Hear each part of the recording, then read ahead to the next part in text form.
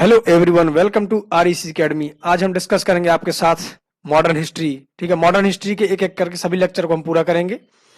और आज हम शुरुआत करेंगे ईस्ट इंडिया कंपनी यानी कि अंग्रेज आकर अपने भारत देश में किस तरह से उन्होंने भारत देश में आकर सबसे पहले कहां से शुरुआत की। तो यहाँ पर आप देख पा रहे होंगे उन्होंने सबसे पहले जो शुरुआत की है वो की है बंगाल से। ठीक है, ये यहाँ पर देख रहे हैं बंगाल। ठीक, बंगाल। तो ईस्ट इंडिया कंपनी और बंगाल के शासकों के संबंध के बारे में जानेंगे हम। तो शुरू करते हैं। भारत में अंग्रेजों ने सबसे पहले राजनीतिक सत्ता जो है बंगाल में हासिल की थी। उन्होंने बंगाल के नवाब से पहले प्लासी का युद्ध किया और उसके बाद के युद्ध के बाद यह सत्ता हासिल की। तो उन्होंने एक बैक टू बैक दो युद्ध किए बंगाल के नवाबों के खिलाफ। पहला तो था आपका प्लासी का युद्ध जो कि 1757 में हुआ था, और बक्सर का युद्ध जो है वो हुआ था 1764 में। इसके बाद यहाँ पर बंगाल उस समय का जो बंगाल था वो ओनली पश्चिम बंगाल नहीं था। ठीक है, तो उस समय का जो बंगाल था उस टाइम उसमें था क्या, बांग्लादेश भी ऐड था, पश्चिम बंगाल भी था, और बिहार, उड़ीसा, ये सभी क्षेत्र एक बंगाल के अंतर्गत आते थे। ठीक है, इन सबको मिलाकर हम बंगाल बोलते थे। तो यानी बंगाल में बिहार, उड़ीसा, बांग्लादेश, पश्चिम बंगाल। बंगाल मुगल काल में सर्वाधिक संपन्न राज्य हुआ करता था, इसलिए वहां उन्होंने अंग्रेजों ने जो है वहां से शुरुआत की थी।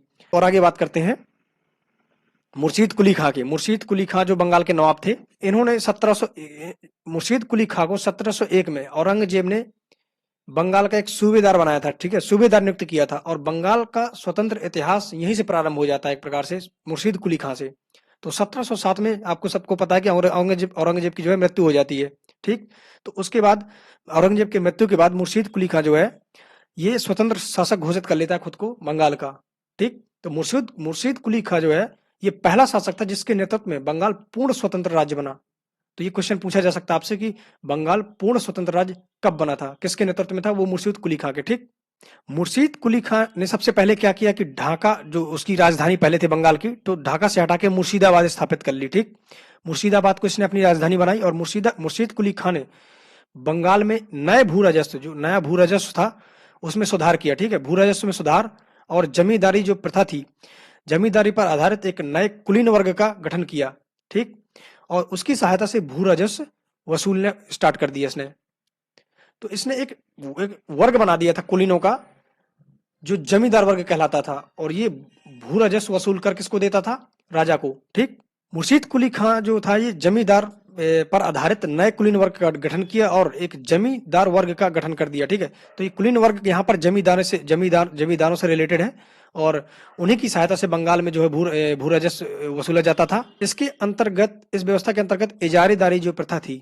ठीक, तो इजारेदारी प्रथा का मतलब किसान और सरकार के बीच बिचौलिया का होना। ठीक है, बिचौलिया होना प्रथा थी, इजारेदारी प्रथा थी। अब आगे क्या होता है इजारेदारी प्रथा को, आगे क्या होता है इसमें कि 1793 में जब ठीक है कॉर्नवालिस ने स्थायी भू राजस्व वसूली की अंतर्गत स्थायी बंदोबस्त जब लागू किया।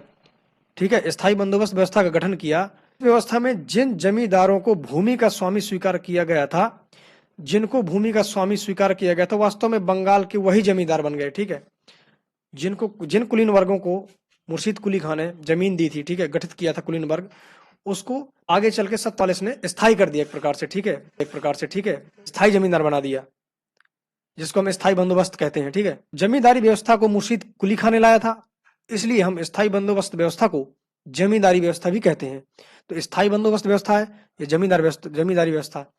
तो मुर्शीद कुली खां उसके बाद का उसका उत्तराधिकारी क्या होता है, कौन होता है। ठीक है, लो लो लो लो लो लो लो लो लो लो फंस गया। हाँ, मुर्शीद कुली खां उसके बाद का उत्तराधिकारी कौन कौन है। पहले मुर्शीद कुली खां कहते हैं सुजाउद्दीन, सरफराज अलीवर्दी खां। अलीवर्दी खां के समय बंगाल काफी संपन्न हो गया था, जिसका लाभ उठाकर यूरोपीय कंपनियां जो थी वो और अंग्रेजों, फ्रांसीसी और डच, इन सभी ने जगह जगह पर बंगाल में अपनी व्यापारिक बस्तियों को स्थापित किया, जिसमें हुगली जो था वो सर्वाधिक महत्वपूर्ण बंदरगाह था, क्योंकि यहाँ से इनको निर्यात करने में आसानी हो जाती थी, हुगली बंदरगाह से, जो कि पश्चिम बंगाल में है, हुगली ने। ठीक है, तो व्यापारिक बस्तियों में होता क्या था, तो भारत के कोने कोने से वस्तु इकट्ठा करते थे व्यापारिक बस्तियों में। ठीक है, और वहां से ये विदेश ले जाते थे। शुरुआत में जो इनका उद्देश्य था अपने मतलब विदेश में कच्चा माल ले जाना नहीं, बनती की जो वस्तुएं बनती थी वही ले जाते थे। लेकिन कालांतर में आगे चल के क्या होता था कि यहाँ से कच्चा माल ले जाते थे, फिर वहां वस्तुएं बनाते थे और उसको वहां से बना के फिर भारत में लाकर बेचते थे। तो इसलिए इस तरीके से मतलब लूटा गया है इंडिया को अंग्रेजों द्वारा। तो उस टाइम पे भारत जो था वो कपड़ा उद्योग और दस्तकारी उद्योग के लिए पूरे विश्व में प्रसिद्ध था। ठीक है, व्यापारिक बस्तियां जो थी वो तटीय क्षेत्रों में ही स्थापित की जाती थी ताकि उनको निर्यात में आसानी हो। व्यापारिक बस्तियों में अन्य कार्य भी संपन्न होते थे, जैसे अंग्रेजों के निवास स्थल होते थे और प्रशासनिक क्षेत्र भी हुआ करते थे। व्यापारिक बस्तियां जो थी अंग्रेजों के गतिविधियों का एक केंद्र हुआ करती थी। अब आते हैं अली वर्दी खां। मुर्शीद कुली खां के बाद अली वर्दी खां नवाब बनते हैं बंगाल के। बंगाल के अंतिम शक्तिशाली नवाब थे, वो थे अली वर्दी खां, जिसने यूरोपियों पर नियंत्रण स्थापित किया, अर्थात युद्ध की जो परिस्थितियां थी वो पैदा नहीं होने दी अली वर्दी खां ने। ये चतुराई पूर्ण युद्ध को टालता रहा। अली वर्दी खां ने अंग्रेजों की कलकत्ता बस्ती और चंद्रनगर फ्रेंचों की बस्ती थी किलेबंदी का सफलतापूर्वक विरोध किया। अली वर्दी खां जो था वो अपनी कमजोरियों को उजागर नहीं किया इसने कि मतलब मेरी कमजोरियां क्या है, जिससे कि अंग्रेज इनको मतलब इनसे लड़ना शुरू कर दे। इससे अली वर्दी खां से अली वर्दी खां ने यूरोपियों के संदर्भ में कथन कहा था कि यदि इन्हें छेड़ा ना जाए तो शहद देंगी और यदि छेड़ा जाए तो काट काट कर मार डालेंगी। ये अली वर्दी खां का स्टेटमेंट था अंग्रेजों को लेकर। ठीक है, आते हैं सिराजुद्दौला आते हैं। ठीक है, तो ये अली वर्दी खां का एक प्रकार से नाती था। 1756 में ये वहां का बंगाल का शासक बनता है और इसी के समय में 1757 में जो प्लासी का युद्ध होता है, इसकी भूमिका कैसी, प्लासी के युद्ध की भूमिका कैसी बनी, आखिर प्लासी के युद्ध की नौबत क्यों आ गई। तो सिराजुद्दौला के जो 3 प्रतिद्वंदी थे, कंपटीटर थे, ये सभी चाहते थे कि सिराजुद्दौला गद्दी से हटे। तीनों प्रतिद्वंदी जो है अपने ही षड्यंत्र अंग्रेजों के साथ सिराजुद्दौला और अंग्रेजों के साथ मिले हुए थे। तो उनमें से तीनों जो वो थे, एक तो था शौकत जंग जो कि इसका चचेरा भाई था, इसको सिराजुद्दौला ने मरवा दिया था। और एक थी घसीटी बेगम जो उसकी मौसी थी, इसको जेल में डलवा दिया।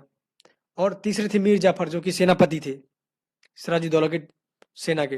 ठीक है, सिराजुद्दौला ने मीर जाफर को हटाकर मीर मदान को सेनापति बना दिया। मीर मदान को सिराजुद्दौला का अंग्रेजों के साथ 3 प्रमुख मुद्दों पर मतभेद बढ़ता गया। कौन कौन से मुद्दे थे सिराजुद्दौला और अंग्रेजों के बीच में? पहला मुद्दा तो यही था कि अंग्रेज जो है सिराजुद्दौला के खिलाफ जो षड्यंत्र रचते थे उनको शरण दे रहे थे वो लोग, और उनको बढ़ावा दे रहे थे। और नवाब की अनुमति के बिना फोर्ट विलियम जो कलकत्ता में व्यापारिक बस्ती थी उसकी किलेबंदी को मजबूत करना अंग्रेजों द्वारा, ये दूसरा मुद्दा था। और तीसरा मुद्दा कौन सा था कि जो 1717 में मुगल शासक जो फर्रुखसियर था, इसके द्वारा बंगाल में कर मुक्त व्यापार करने का अधिकार प्रदान कर दिया गया था अंग्रेजों को। ठीक है, तो इसको हम दस्तक भी कहा करते हैं, दाही फरमान बोलते हैं, दस्तक या शाही फरमान। ये ईस्ट इंडिया कंपनी को दिया गया था। ईस्ट इंडिया के अधिकारी अपने कर्मचारियों के दस्तक पत्र कमाते थे पैसे किसी गलत तरीके से। ठीक, टैक्स लगता नहीं था उनको। इस तरीके से क्या हुआ कि अंग्रेजों ने बहुत ज्यादा लॉस पहुंचा दिया राजकोषीय घाटा को बंगाल के नवाब के साथ। निजी व्यापारी जो थे वो दस्तक का दुरुपयोग कर रहे थे, तो अंग्रेजों ने सिराज से युद्ध की ठान ली, जिसका प्रमुख मोहरा कौन था? मीर जाफर था, सिराजुद्दौला का। अभी तक की कहानी यही थी। अब कल की कहानी और बताएंगे अगले बने रहिए हमारे साथ। तब तक के लिए जय हिंद, जय Bharat. Thank you so much for watching this video.